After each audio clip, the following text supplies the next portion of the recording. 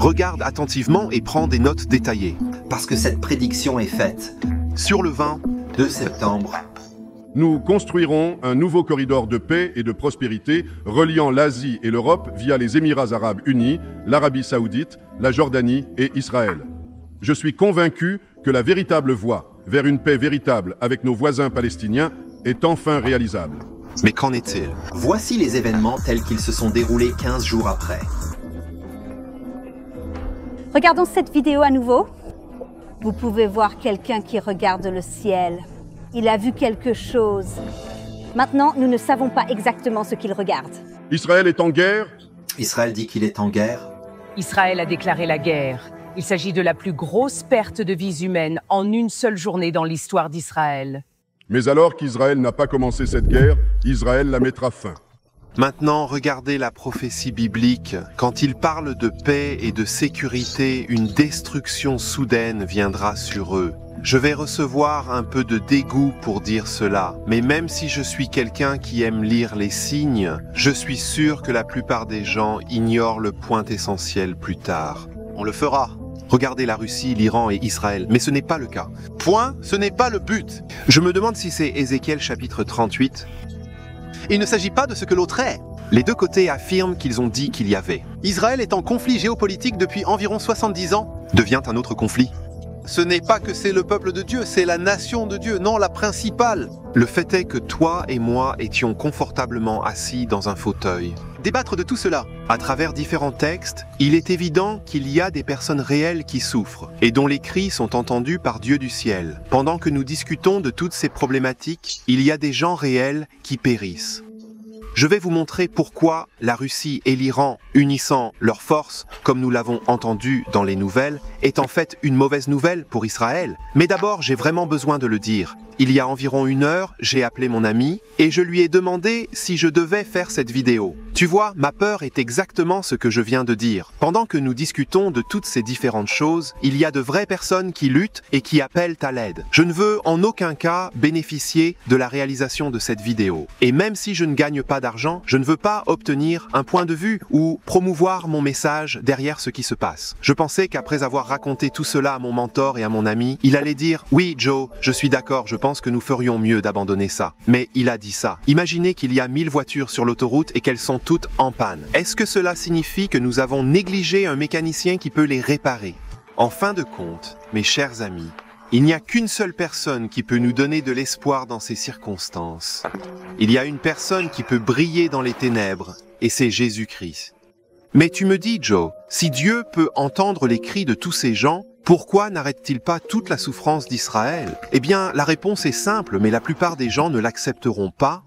Dieu ne nous a pas créés comme des robots ou des pions, où il peut nous déplacer ou jouer avec nous comme un jeu. Non, il nous a donné le libre arbitre. Il nous a donné le choix. Ainsi, nous pouvons choisir d'aimer les autres ou de détester les autres. Malheureusement, ce qui se passe en Orient est l'autre côté de ce que Jésus-Christ lui-même a dit « Aimez vos ennemis si tous les hommes sont là ». Israël et Palestine. Partout dans le monde, ceux qui ont été blessés, ceux qui sont en Arménie, si tous ces gens aimaient leurs ennemis, aurions-nous toute cette souffrance que nous voyons maintenant? Je n'ai pas l'intention de donner un coup de pied dans le nid de frelons, mais je crois qu'il faut le dire. Moi-même, avant même tout cela, j'ai pris l'habitude de prier pour la paix à Jérusalem. Devons-nous le savoir d'abord? Sachant que je désire un jour Dieu. Prendre le sien. En mettant la main sur les Israélites, il leur montre le véritable Messie, le Seigneur Jésus-Christ, et qu'il y aura un grand rétablissement quand Dieu ramène son peuple à lui. Je veux que tu saches que je... Aimez le peuple. Israël, j'aime le peuple élu du Seigneur de Dieu. J'espère aussi. Visiter la ville de Jérusalem, mais je veux aussi que vous sachiez que j'aime aussi le peuple palestinien. Comment puis-je dire ça? Parce que je sais que Jésus aime aussi le peuple palestinien. Quand Jésus-Christ dit que Dieu aime tellement le monde signifie que le monde signifie tout. Je crois que Jésus-Christ avait une préconnaissance quand il s'est mis sur la croix, quand il a donné sa vie volontairement.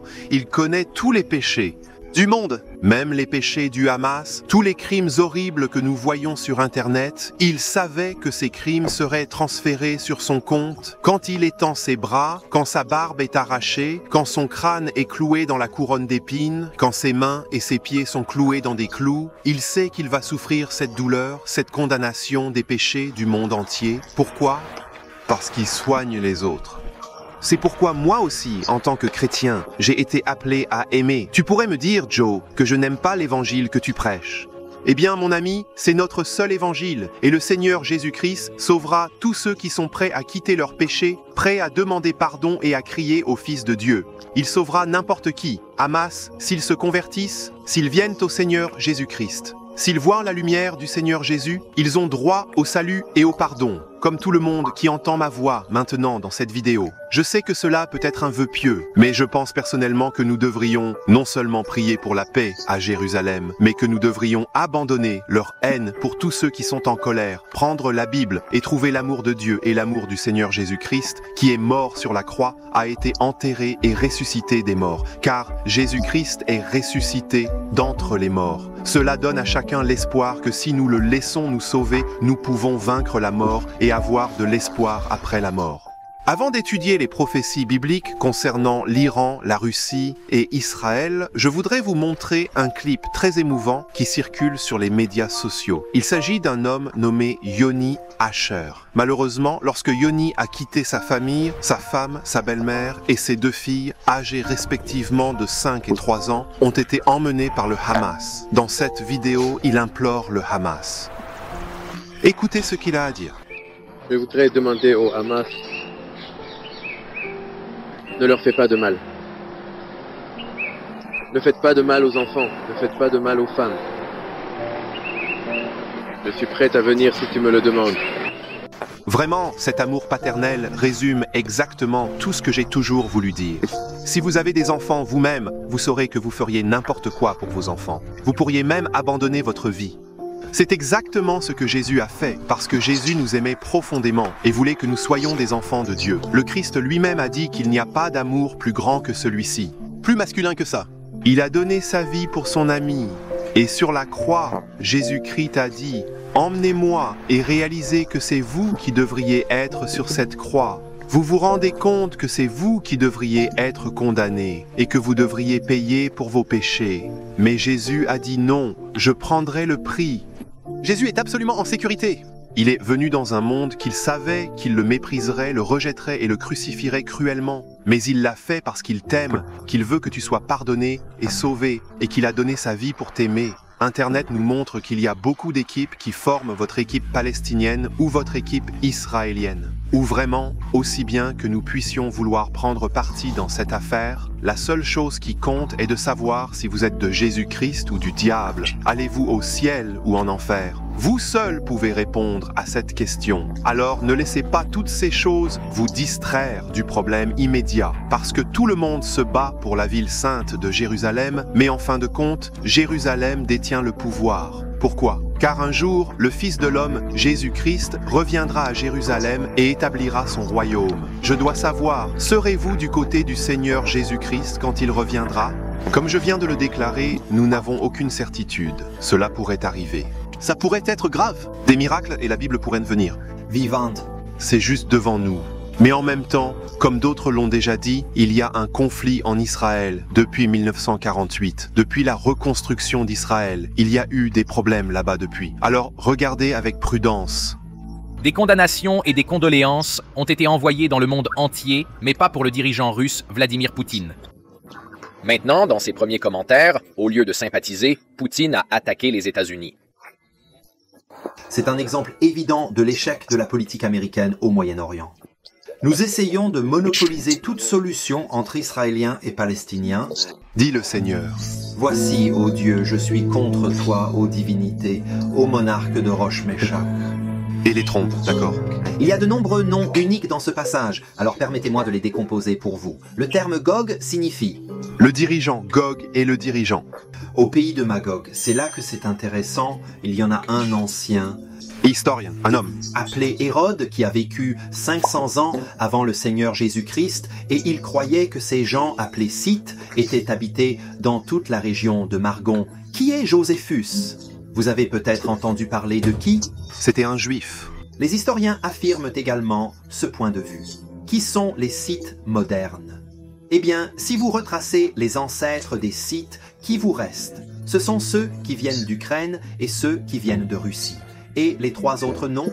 Eh bien, le mot roche est évident, n'est-ce pas? C'est l'ancien nom de la Russie.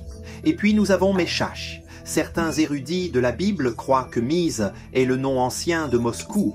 Ensuite, nous avons Tubal, qui certains ne croient pas qu'il pourrait se référer à une petite ville russe appelée Tabolsk. La prophétie continue. Je le ferai. Tourne-toi, mette-toi le crochet dans ta bouche et fais-toi sortir avec toute ton armée, tes chevaux et tes cavaliers. Ainsi, dans le livre d'Ézéchiel, nous lisons que le prince Roësh voulait envahir la nation bénie par Dieu, les Israélites. Juste au moment où le prince Roësh pensait qu'il était le patron, la Bible dressait cette image vivante. Comme un poisson quittant la sécurité de sa maison parce qu'il a vu cet appât séduisant, il prend une bouchée seulement pour se rendre compte qu'il est accroché à une barre froide et cruelle. Ou le même tableau ici, Prince Roche. Il voyait cette occasion séduisante, cette occasion de conquérir un nouveau pays, d'avoir plus de terre, plus de pillage. Que se passe-t-il alors? Il est parti avec une énorme armée, puis Dieu l'a accroché avec son menton. Tout comme le prince Roche pense qu'il est le patron, Dieu lui dit comment faire. Affaiblir le monde? Mais le sombre paradoxe est que rien ne nous rassemble mieux que les conflits. Que veux-tu dire, Joe, s'il existe une telle situation? Groupe. La haine de l'autre nation dépasse la haine de l'autre. Tu le feras bientôt. Vous voyez l'alliance? La Bible nous dit dans le livre d'Ézéchiel que lorsque le prince Roche décide d'envahir Israël, il va élargir ses frontières, il va s'allier avec le peuple libyen, il va négocier la paix avec le peuple turc, il va mettre l'Iran de son côté, il va mettre l'Éthiopie de son côté, ils vont former une grande armée, ils pourront se battre pour le peuple de Dieu, et le peuple d'Israël a prophétisé que le prince Roche attaquera une ville sans défense, une ville qui a su être sûre pendant des années, quand ils ont abandonné leur défense, quand ils ont écouté. Des mensonges. Maintenant, ils vivent dans une époque de paix. Juste au moment où ils ont renversé tous les murs et pensé que tout allait bien. Ce fut l'heure où Yaoug les étonnerait et errerait sur la terre. Lorsque cela arrivera, dit la Bible, les marchands de Sheba-Dadan et de Tarsis et tous leurs jeunes lions te diront « Est-ce que tu es venu faire captivité ?» Donc, en d'autres termes, les pays occidentaux vont protester et dire « Que faites-vous? Pourquoi fais-tu ça à des innocents ?» Laissez-les tranquilles, arrêtez de voler leurs terres et laissez-les reposer en paix. La Bible déclare que quand le prince Roche arrivera en Israël, la fureur de Dieu s'embrasera immédiatement. Il versera le jugement et il y aura un tremblement de terre extrêmement puissant sur la terre. Vous l'avez déjà vu? Toute la terre tremblera et soudain la grêle tombera de la terre. Feu et soufre. Il viendra, il y aura une plaie, il dit, et les montagnes seront brisées. Ils tomberont à cause du poids, à cause de la puissance de Dieu qui secoue la terre. C'est à ce moment-là que la Bible dit que les frères trahissent les frères. En d'autres termes, les armées de Gog se battront les unes contre les autres, et il y aura une guerre civile jusqu'à ce qu'elles se détruisent d'eux-mêmes. Et puis, la Bible dit que les oiseaux du ciel descendront et ils verront beaucoup de cadavres. Les oiseaux des cieux descendront et mangeront la chair de ceux qui jugent sages de profaner le nom de l'Éternel, le Saint-Esprit d'Israël. Mais, voici une autre théorie intéressante. Dis-moi si tu penses que c'est crédible ou pas. Dans Ézéchiel 39, il est dit que les gens ont besoin de 7 mois pour enterrer les cadavres de l'armée de Dieu. 7 mois. Mais tout le monde ne peut pas enterrer un corps. En fait, il est dit que quelqu'un viendra spécialement pour enterrer ces cadavres.